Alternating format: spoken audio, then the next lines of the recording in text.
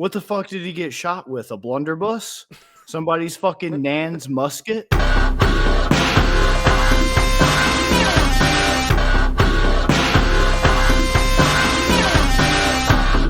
Welcome to Tapping Vegas, brought to you by Better and Green, and today we're breaking down another UFC fight night. We are no longer riding that high of UFC 300. These cards, they are getting worse, unfortunately.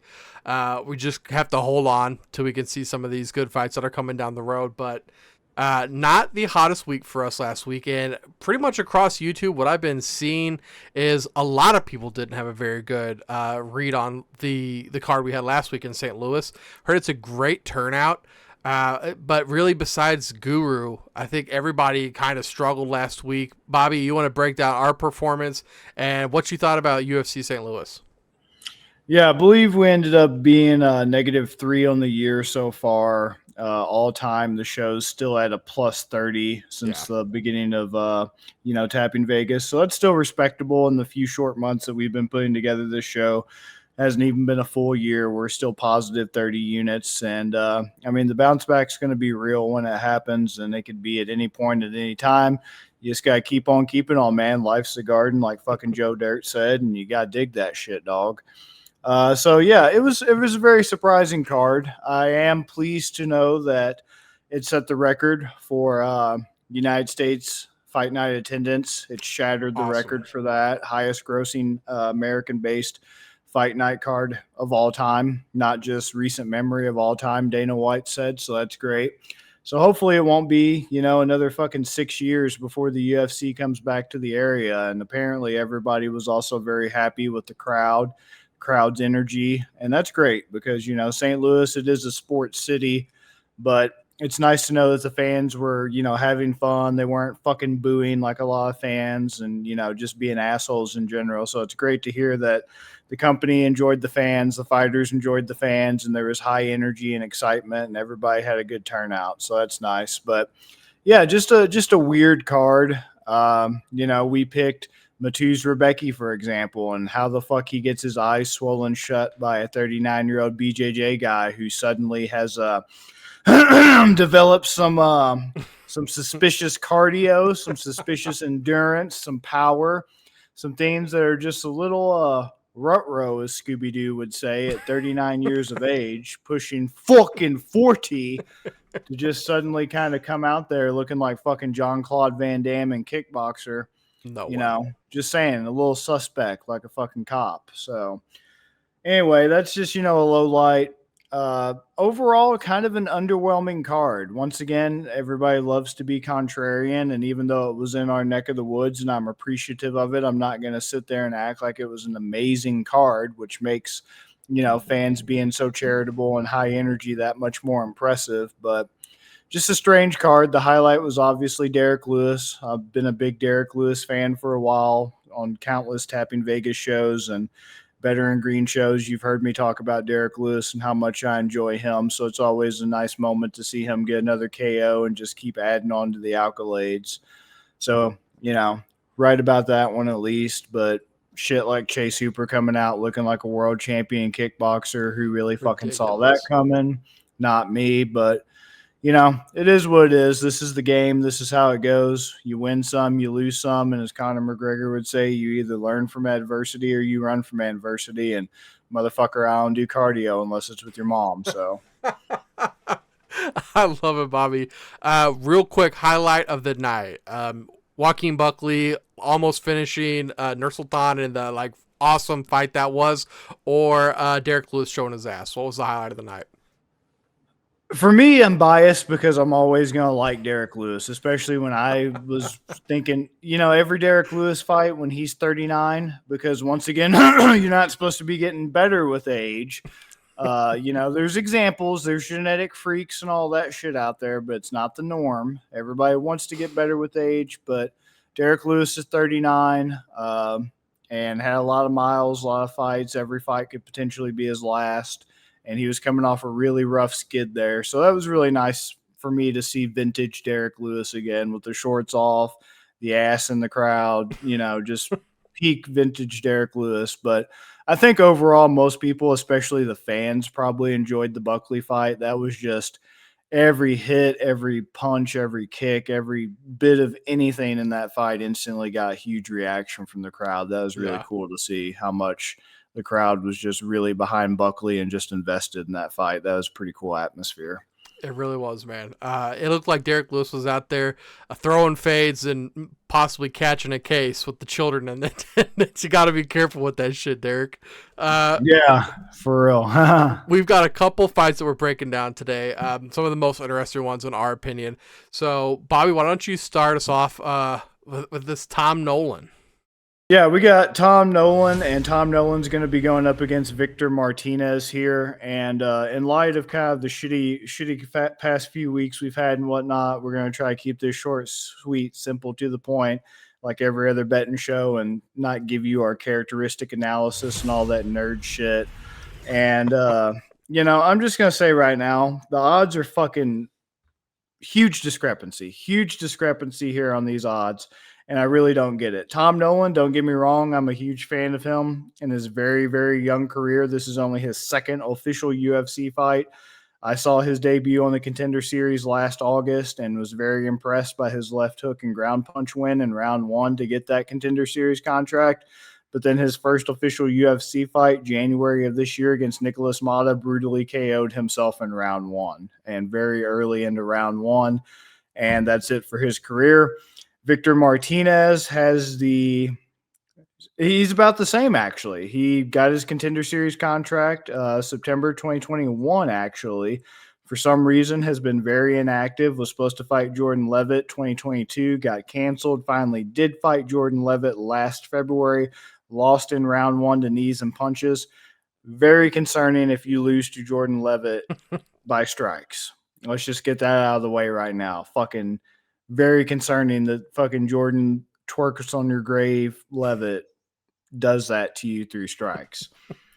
And yeah, very inactive because that's been his only fight since his Contender Series contract that he got in 2021. Lost to Jordan Levitt. Haven't seen him since then. And yeah, now he's fighting Tom Nolan. So with that being said, he definitely just has the overall fight experience. He's got Victor Martinez, I'm still talking about here. 13 wins, 5 losses. Tom Nolan, only 7 fights, point blank period. 6-1 is his record. So Martinez is coming in with a pretty heavy edge, just an overall fight experience. The only thing I can think of for why these odds are so fucking huge in terms of the disparity is just because Martinez has been so inactive is the only thing I can think of. 32, he's not old. He's not got a lot of miles, not got a lot of wear and tear. I mean, Tom Nolan is 24, but that's not a huge age gap. That's not a concerning one for me personally. Nolan 6'3", 73-inch reach. Martinez short. Maybe it's the reach. I don't know. But he's got a 70-inch reach, and he's only 5'8". So Nolan, even though he's fucking 6'3", he's only got a 3-inch reach advantage. It's not too concerned to me either. All this to say, I'm getting a little too technical, so let me dumb it down. Victor Martinez is a plus 340. Tom Nolan's a minus 440. I don't understand why. My back's against the wall, and when my back's against the wall, the balls from the dick come out. I'm going with Victor Martinez money line, just because both of these guys are coming off round 1 KO losses, and they're both about to have their second official UFC fight. They're so fucking close together in terms of career trajectory and everything else, other than the inactivity and the 3-inch reach disparity. I don't understand what I'm missing on this. And full disclaimer, as I said going into this, I'm a huge Tom Nolan fan and was very impressed with this Contender Series debut. I still think Victor Martinez can get it done. And another thing that has caused me to go with the Victor Martinez side on this is we've seen Contender Series guys with a lot of hype get derailed lately. Like, was it Zach Reese was the guy that we picked in his fucking first UFC fight after Contender Series? It got slam KO'd by Brundage. Him. I'm sure there's some other motherfuckers out there I'm missing. So that's another reason why I'm going with Victor Martinez. We've seen these Despain. I don't know if he was Contender Series, but another guy with a bunch of hype coming in just got fucking derailed. I'm sure I'm missing even more examples of these hype jobs coming in, getting derailed. Tom Nolan, I think the hype's already even fading. I just don't see it. I just don't understand why the odds are this fucking far apart. And if it doesn't make sense to me, I'm going with the underdog. What do you think, Ben? You brought up great points on all of them. I think the only person that was more surprised about Levitt getting the knockout win than the fans was probably Jordan Levitt himself. Watching the post-fight interview, he's like, I was just so excited. I've never done it before. This is just an awesome moment. Guy, come on now. Right. Jordan Levitt, he's a character if nothing else. Victor Martinez, 8 years older, and he's only had 2 fights in the 2020s. That's really strange to me. I don't think he excels anywhere. Tom Nolan, I think he's got decent striking, and he will finish a fight. He will go for it instead of just hanging back. The weirdest part of this for me is that Victor Martinez, like you said, at the plus 340, has 45% of the money. And there's just no way that Vegas is going to pay out almost half of the pot at almost 3.5 times the money versus you're paying 55% at minus 440. I just don't think Vegas knows something, and they're not going to let Martinez get this win. They know something we don't. Tom Nolan, I mean, if you get knocked out by Levitt, you can get knocked out by Tom Nolan. I think to be safe, I would go the double method, the KO decision, just because it'd be really annoying to pick one side and the other one happens, and I could see it going either way. Fair play. The next one is a guy that the UFC's really been trying to build up.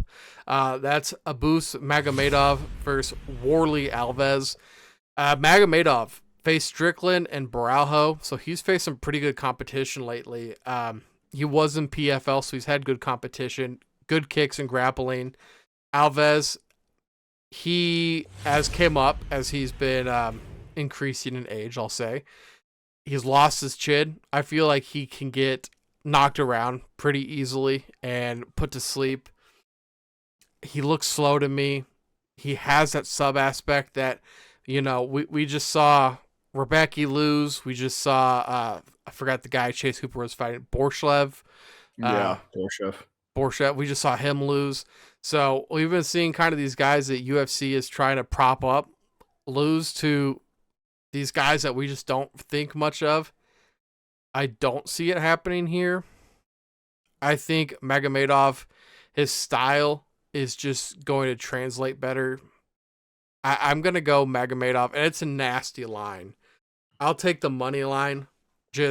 I'm really playing it safe after last week just to see kind of what happens here. And Warlley, for the tape I've been watching on him, the further we get, it seems like the further we're getting away from his prime. He just doesn't seem like he still has it to me. But what do you think, Bobby?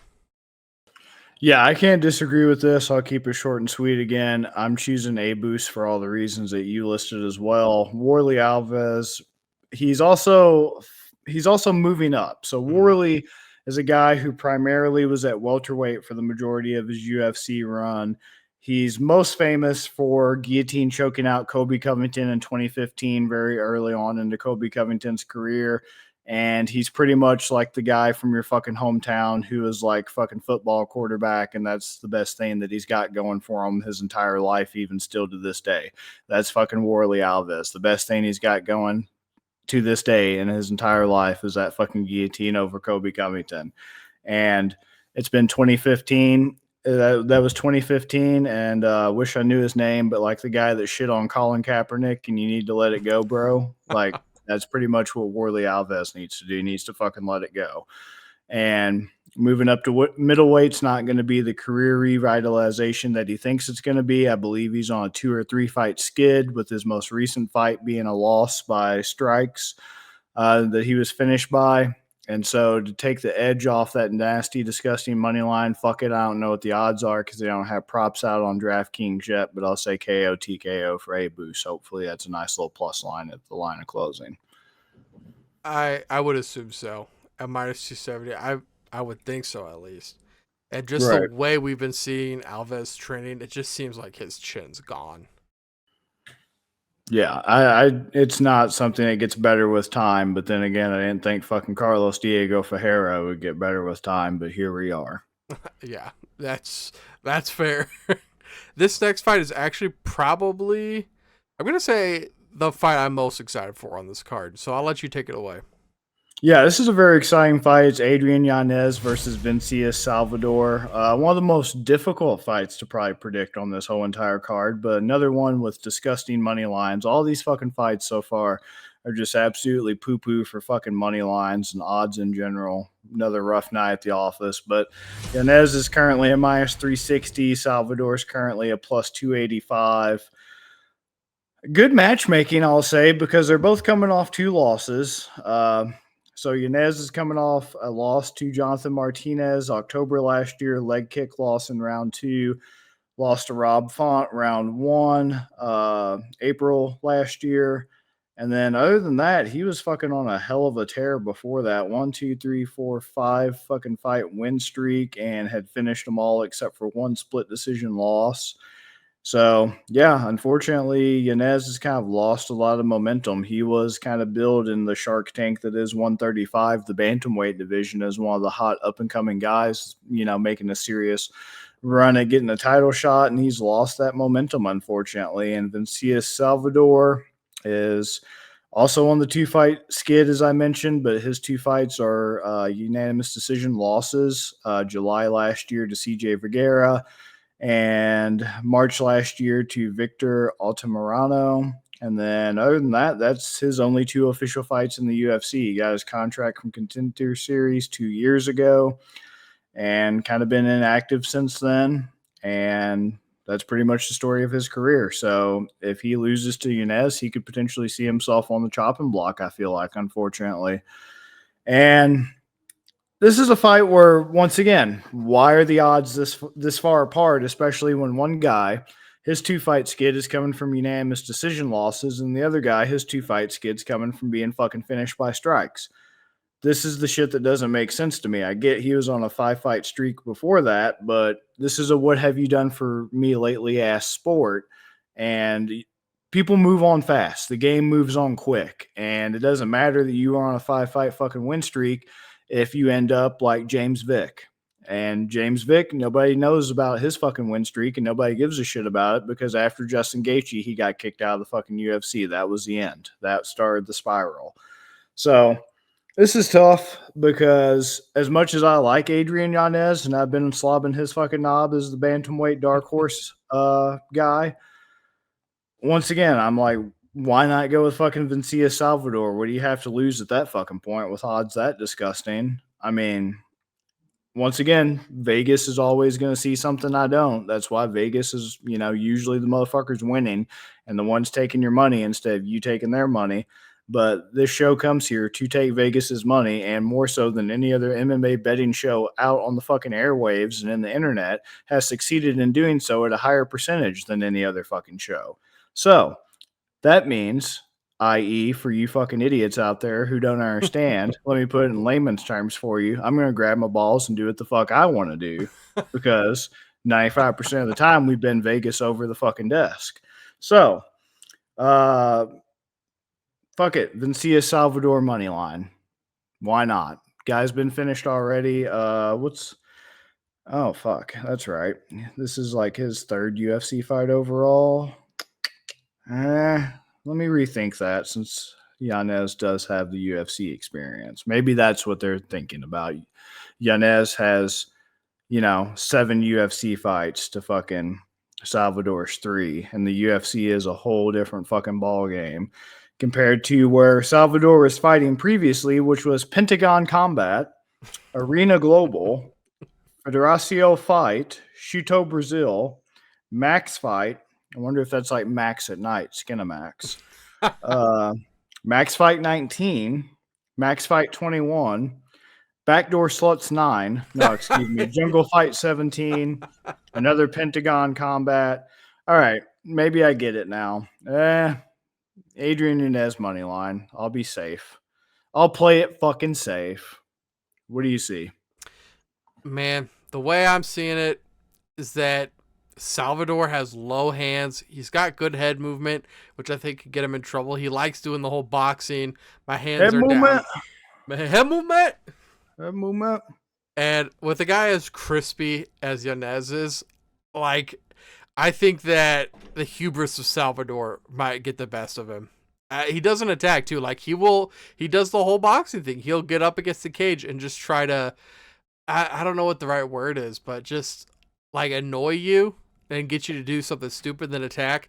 Yanez, Sound like a rope-a-dope, except without the boxing ropes. yes. You can't really do that. You use the cage to do it. Yes, absolutely that. Oh. KO, he's a KO artist, man. And I think his 2 losses are against much better competition than Salvador's 2 losses. And Yanez, he seems like he's going into this fight very motivated. He said he wants to either finish this fight or win in dominating fashion. And so when I hear guys that are talking like that are like kind of pissed off with their recent performance, I kind of like to get on that train. Minus 360. God, I could see it just like he said. I could see him getting the knockout, or I could see him winning this in like unanimous fashion. I guess I'll do knockout. Oh, I want to. I want, because what I was saying, low hands, good head movement, doesn't attack. Oh, I want to. That's the way I'm leaning. Do it. Fucking do it. This is the time. At last we will have our revenge. Did you take Darth Sidious says to Darth Maul? Did you take the safe side? Did you take the Yanez money line? Yes, I took just the money line. Okay. Well, if one of us plays it safe, then I'll do it, Bobby. I'll take the knockout. There we go. Let's throw it in, man. Then you can blame it on me as the bad decision. I'm the reason why you got the DUI. I made you drink. No, you're being smart about it. So I get my ass on the graphic beyond the knockout. So if it doesn't pan out, I get people coming after me. Yeah, after the fight, not before. Yes. When they're like, oh, I'm so smart. I watched the fight and I know what happened. You're fucking dumb because you put this out a week before. Oh, I'm sorry, Mr. fucking time traveler. Can I borrow your fucking time machine then? Yes. Yeah. I want to see all the cards you have from all those winning bets that you placed. Right. This next fight is 2 bangers, man. We got Kalinn Williams versus Carlston Harris. And this was my Nuck If You Buck fight of the night.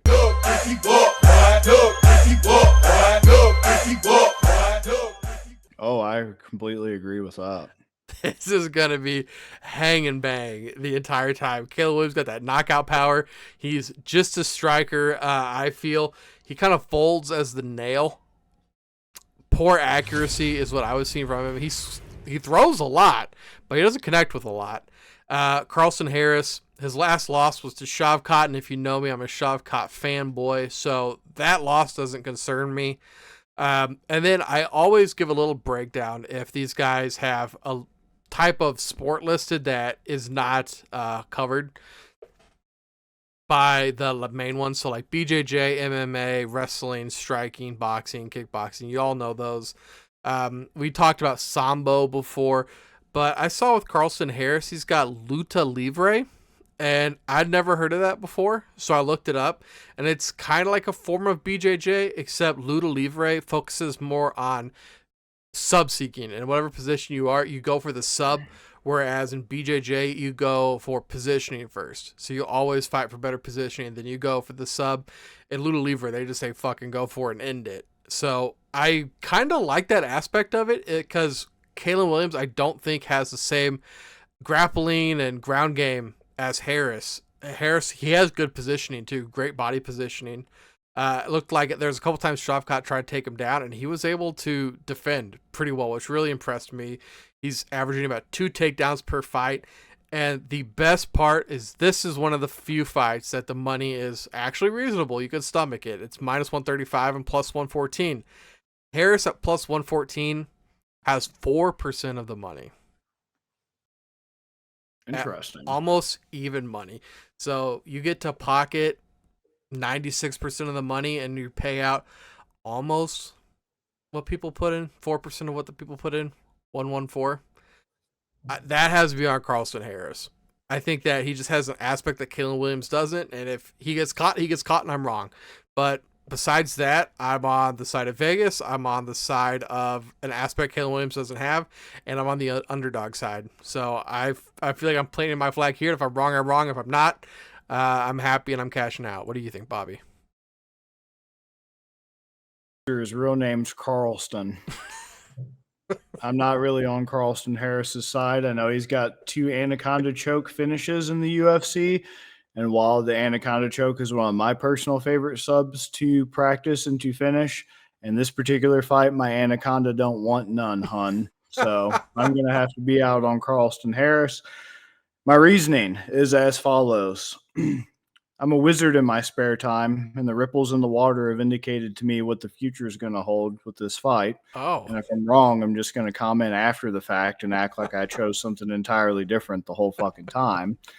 But on some real shit, you haven't seen the grainy, shaky camera footage shot on a fucking iPhone 7 of Chaos Williams that I've seen edited into an Elite Fight Club highlight montage of Chaos Williams' entire UFC career thus far.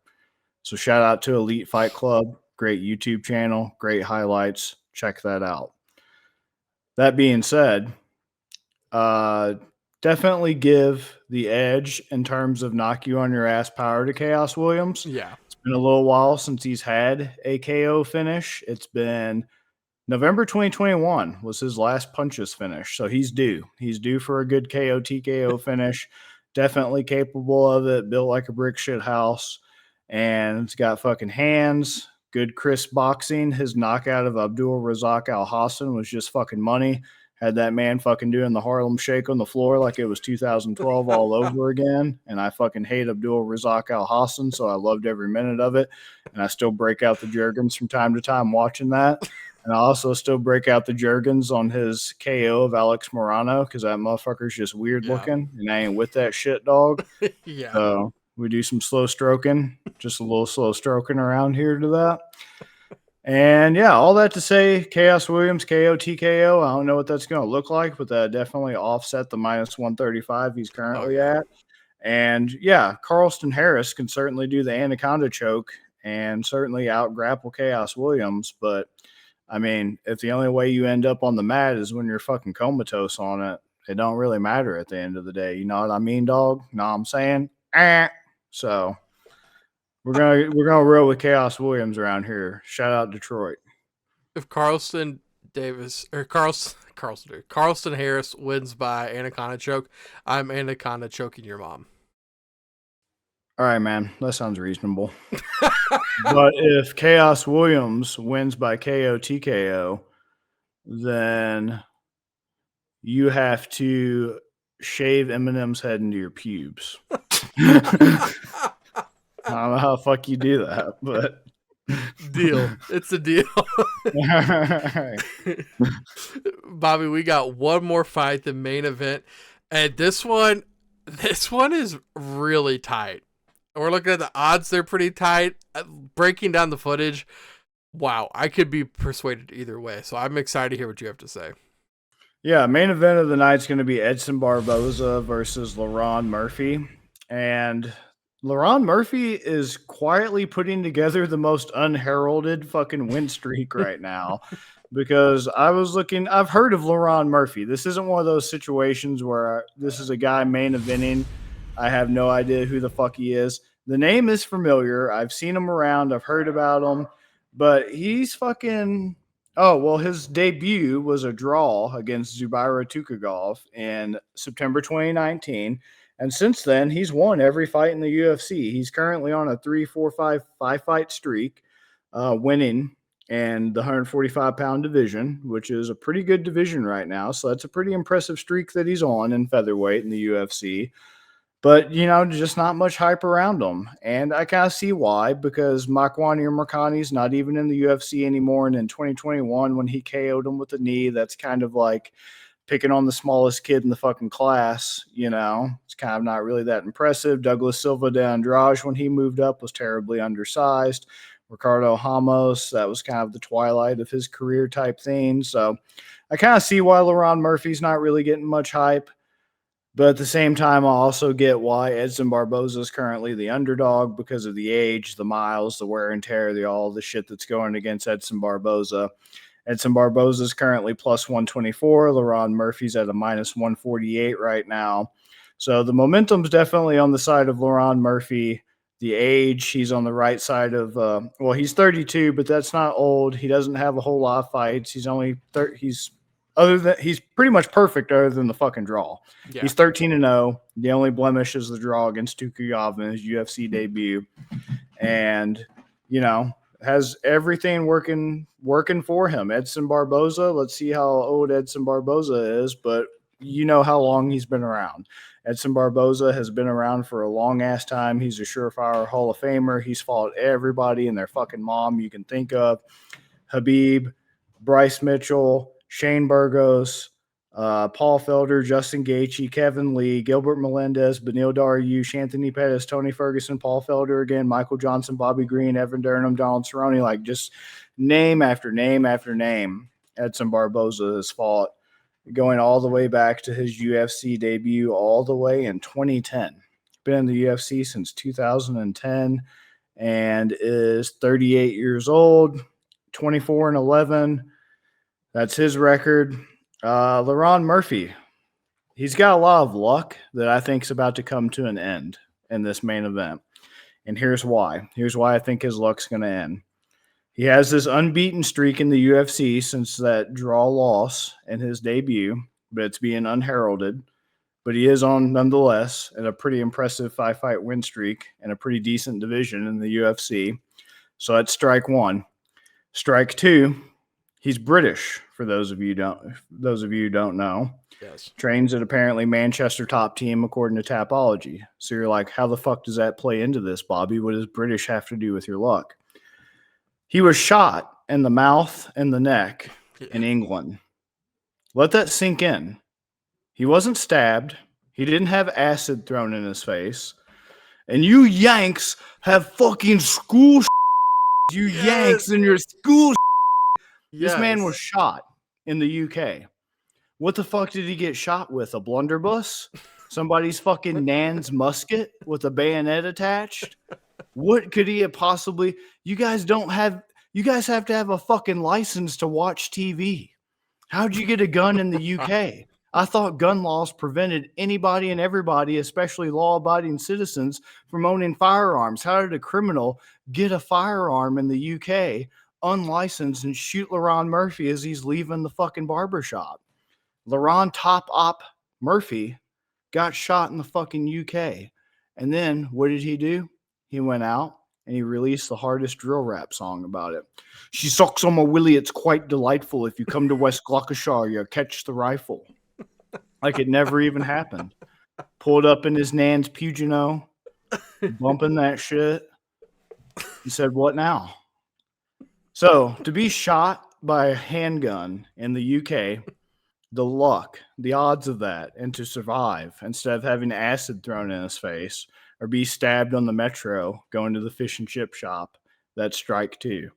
Strike three, he's going up against Edson Barboza, who we've been seeing a lot of 38 and 39-year-old motherfuckers prove they have some longevity. Case in point, just last week, Carlos Diego Ferreira.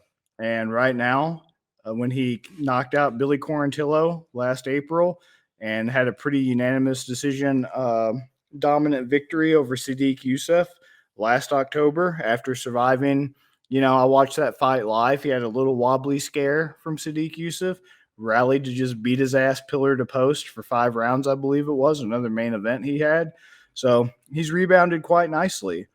And I just don't think Lerone Murphy, as impressive as that 5-fight win streak is, Barboza has still proven at this age to be a top-tier elite gatekeeper, and I just don't think Lerone Murphy can crack the Edson Barbozas of the world right now. I think he's going to hold the gate, and at plus 124, I'm not even sneezing at the money line. As long as it stays at a plus line, I'm going money line with this.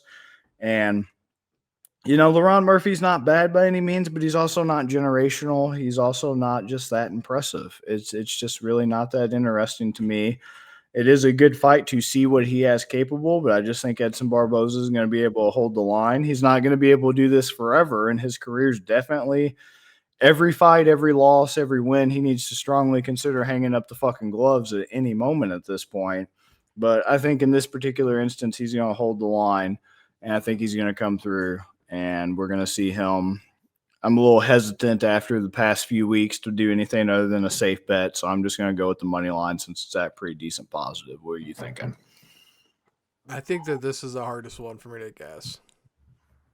Like, Lerone Murphy is a good striker, and I wish Edson Barboza had a better sub game to him. I saw he's trained in Muay Thai.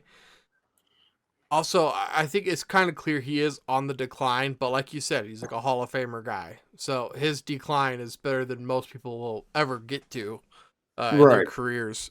He's very creative on his feet. He's also a good striker, and he's got a good strike arsenal. Looking at the breakdown, Murphy is the public bet, 57% of bets, 49% of money, minus 148. Barboza, 43% of the bets, 51% of the money at plus money. It seems like, I mean, this is, the sharps could be getting one here with the sharp money coming in on Barboza. You know, I had Murphy going in, but I think you brought up some really good points. And I think if one of these guys had a sub aspect to their game, I think that might sway me. But the fact I think both these guys are going to be kind of like the last fight, swanging and banging. And if, you know, they could both get the knockout, they could both win by decision. And so I think in that case, going with the guy who's a potential Hall of Famer that you said, we've been seeing a lot of these guys that we think are aged out still winning these type of fights. This could really be like that Joe Pyfer fight. If you remember that Pyfer Hermanson. Unfortunately, I wish I could forget that shit. I know, me too, man. Me too. But it kind of seems like it's kind of setting up that way, kind of like how that fight was. So I think you talked me over onto the Edson Barboza side. I'll also offer you this to kind of calm your hesitancy and your fears. You were bringing up you wish either guy had a grappling component to their game. Mm-hmm. Other than Justin Gaethje, Paul Felder, and there's one other person I'm forgetting, Dan Ige, I believe. Other than Ige, Felder, and Gaethje, out of the losses that he has experienced in the UFC, the people who first exposed Edson Barboza back when he was just known as this extreme striking phenom who just fucking split second, you let your guard down, you're getting fucking spinning back kicked into oblivion like Terry Edom and just fucking posterized on highlight reels of Edson Barboza's for years to come. The people to first expose him as very limited once you took away that striking advantage were wrestlers. It was Khabib. It was even Kevin Lee. It was Donald Cerrone when he rear naked choked him. Those are the guys who first exposed him as, okay, this is a huge fault in his game that you can easily exploit. Like Bryce Mitchell was able to exploit it also most recently. Just take him down and pound the shit out of him. No homo. So I don't see that from Lerone Murphy. And usually when you give Edson Barboza a guy who's going to just try and stand with him and is more than happy to try to take him to decision, even though it's a 5-minute round, since it's the main event, it's 25 minutes potentially. Those are usually the guys he has his best chances against, are these guys pretty much like Murphy, more than happy, more than willing to try to stand and go to a decision with him. Also like Sadiq Youssef. And once again, Sadiq Youssef did have very early success in the very first round in like the first, I believe, minute.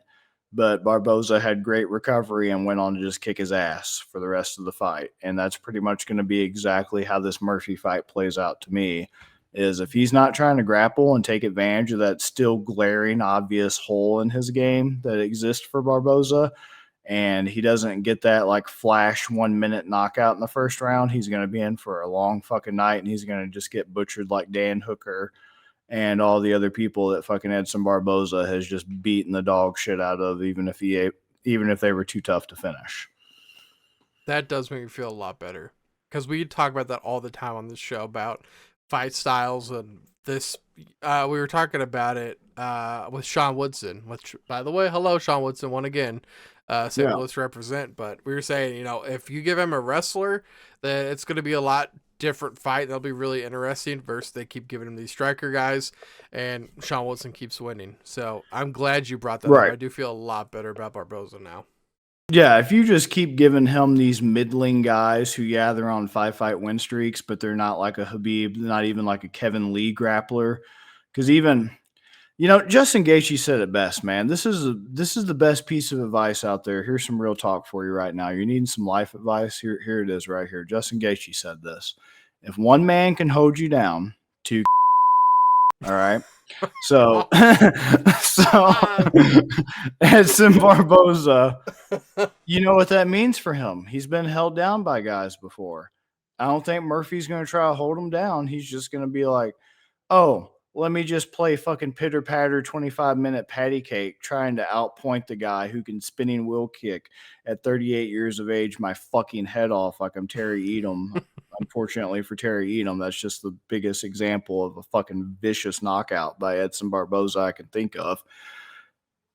Why? Why would you do that? I don't fucking understand why in 2024 that would still be your game plan after you've seen wrestlers, especially. And Britain's not known for its wrestling. It's known for its knife attacks and its acid attacks.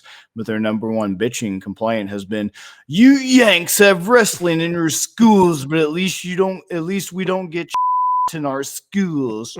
It's like, well, you don't fucking wrestle. And you always bitch about not being able to wrestle. And when you get into MMA, you want to go to American gyms to fucking train where you're so worried about getting shot while doing a fucking single leg. So I don't know what to tell you, buddy. So Britain doesn't exactly produce fucking elite wrestlers, and I just don't see anything in Murphy's game to indicate he's going to really try to push that, taking Edson Barboza against the cage edge. So the two, at least the one like most fraudulent champion we have right now to me is Leon. You have anything for us before we get out of here? No, just follow along on Twitter. Still doing some big shit over there on Twitter. We're still here trying to give you quality content, give you quality analysis, persevere, all that good shit. Just trying to slog through some low days in the UFC. Maybe we'll start branching out here shortly to, I don't know, whatever the fuck Bellator is doing. Maybe we'll drag them out of bed. Fucking PFL, whatever they're calling themselves nowadays. Saw Jorge Masvidal's boxing Nate Diaz July 7th. Maybe we'll do something about that. July 6th or 7th. I think it's the 6th. Any fucking way. I don't really want to fucking cover it, but hey, it is interesting. Two big names. Mike Tyson, Jake Paul, that's coming up. Yep. It's going to be a... Yeah. I can't even tears in my eyes, gun to my head. It's going to be a hot summer, guys. No, it's fucking not. It's really not. It's going to be a hot summer, all right? It's going to be a hot, steaming fucking turd of a summer so far with the scheduled fights.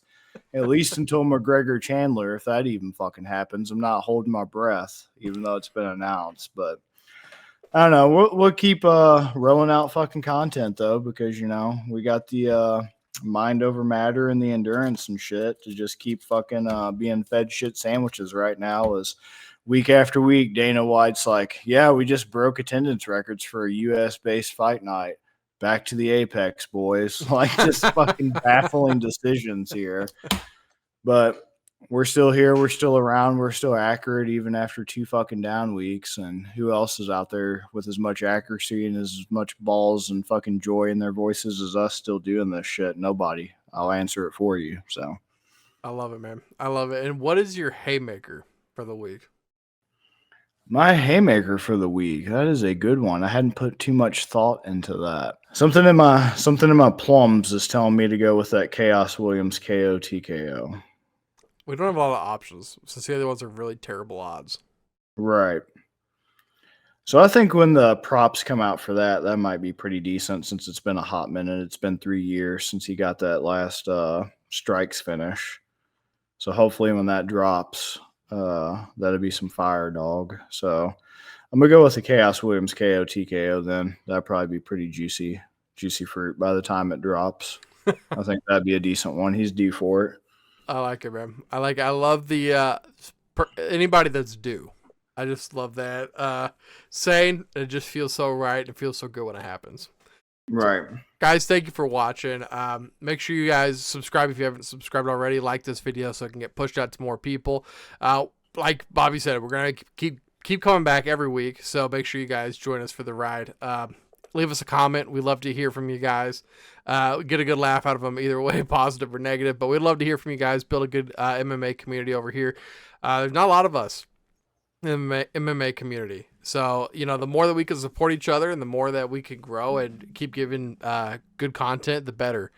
Also, if you guys haven't checked out Better in Green and the other shows that we have, we cover hockey, we cover basketball, we cover all sports. I'm going to be having some fantasy football stuff coming out here pretty soon. We got some stuff in the works right now that we're working on also that we're very excited about coming out. So make sure you guys follow us on all socials also. And if you haven't yet, please check out the social media app for sports bettors called Sharps. Use our code BET269. That's bet with 2 T's, BETT269. You guys head over there. We post our plays. You guys click the whale tail and it'll take you straight to the app. You guys can tail us straight from there. Place your bets, see what we're on, see what other industry experts are on. Make sure you guys check that out. And besides that, guys, we'll see you in the next episode. Peace, guys. Peace.